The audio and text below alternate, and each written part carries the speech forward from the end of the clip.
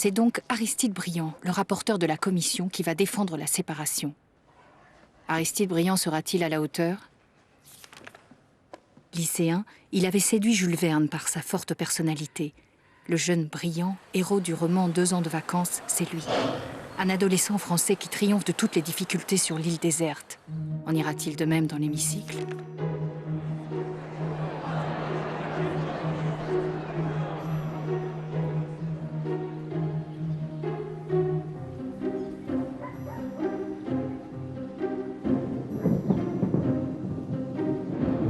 Avocat, spécialisé dans les conflits du travail, Aristide Briand a la parole facile, mais il n'en a pas moins subi 3 échecs aux législatives avant d'entrer au Palais Bourbon. Il n'est député que depuis 3 ans et certains de ses collègues s'étonnent qu'un dossier d'une telle importance ait été confié à un débutant. Le rapporteur est aussi desservi par sa réputation sulfureuse.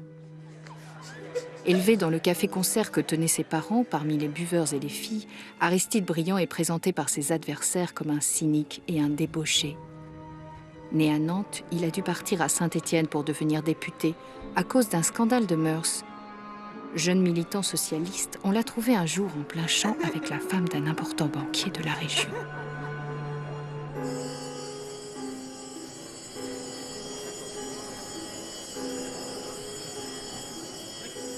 Longtemps proche de l'extrême gauche, influencé par l'anarcho-syndicalisme, il est connu comme un collectiviste, partisan de la grève générale.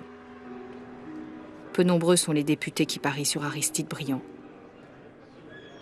Mais ses amis comptent sur son art oratoire et sur son habileté.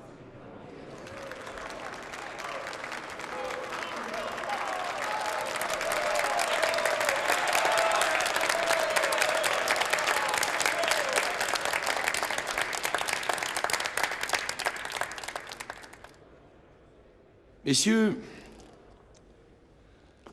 en insistant longuement auprès de vous pour que vous repoussiez la motion de M. l'abbé Guéraud, je craindrais de faire injure à la Chambre, car ce serait la supposer capable de se déjuger à un mois d'intervalle. Très bien. Il y a un mois, en effet, vous avez déclaré à une forte majorité que les circonstances ayant rendu inévitable la séparation des Églises et de l'État, la discussion et le vote de la réforme s'imposaient de toute nécessité dans cette session même. C'était un engagement solennel, pris en pleine connaissance de cause et devant le pays tout entier.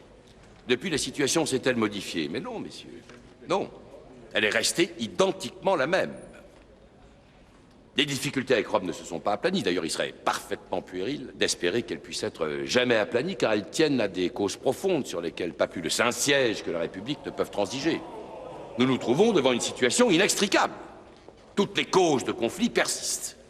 Pour la République, les principaux avantages du Concordat, je devrais dire tout le Concordat, sont dans les articles organiques. Or, ces articles, Rome ne les a jamais reconnus. Toujours, à toutes les époques, elle a déclaré les tenir pour nuls et non avenues.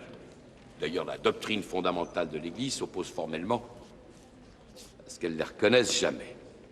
C'est la tare originelle de cette convention interlope, née dans la contrainte et dans la ruse.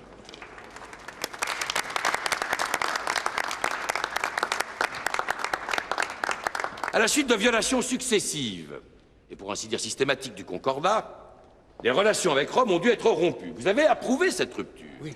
Le mois dernier, vous avez reconnu que la situation appelait une solution rapide et que la seule qui fût à la fois acceptable et conforme à la dignité et aux intérêts de la République était la séparation des Églises et de l'État. Il m'avait semblé qu'un rendez-vous général avait été pris, d'accord avec toutes les fractions de la Chambre, pour discuter non plus sur une misérable question de procédure, mais sur le fond même de la réforme.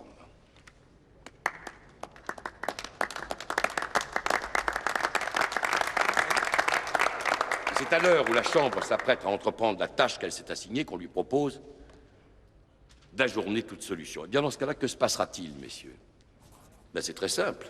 Si vous aviez l'imprudence d'accorder cet ajournement, de Saint-Siège ne manquerait pas, il aurait raison, d'interpréter votre vote comme le signe d'une grande inquiétude, comme la démonstration de votre impuissance, comme la preuve éclatante que vous redoutez de prendre les responsabilités de l'heure. Il croirait simplement que vous êtes respectueux du suffrage universel.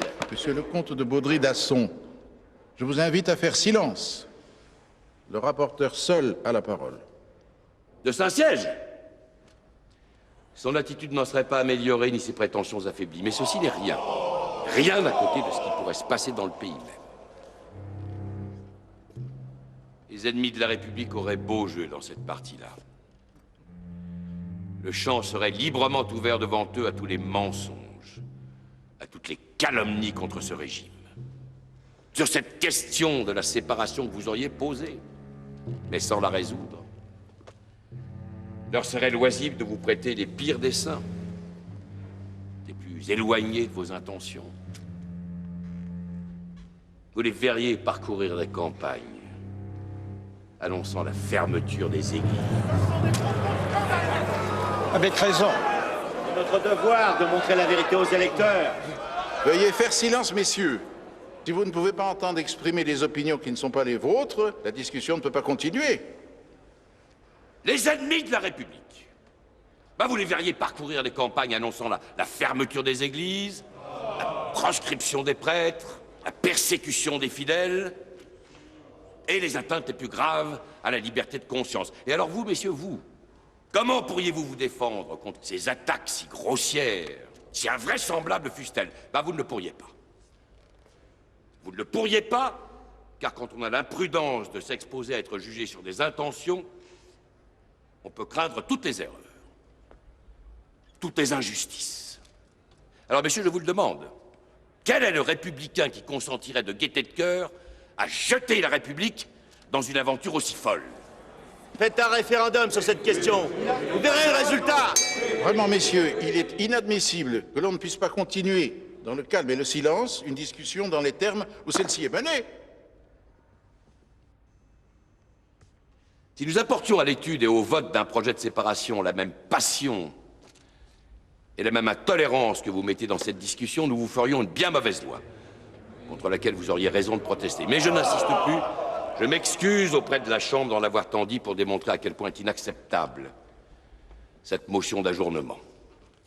Enfin, cette discussion aura tout de même valu à l'Église un petit délai, et je crois que dans les circonstances pressantes où nous sommes, c'est tout ce que nous pourrons faire pour elle.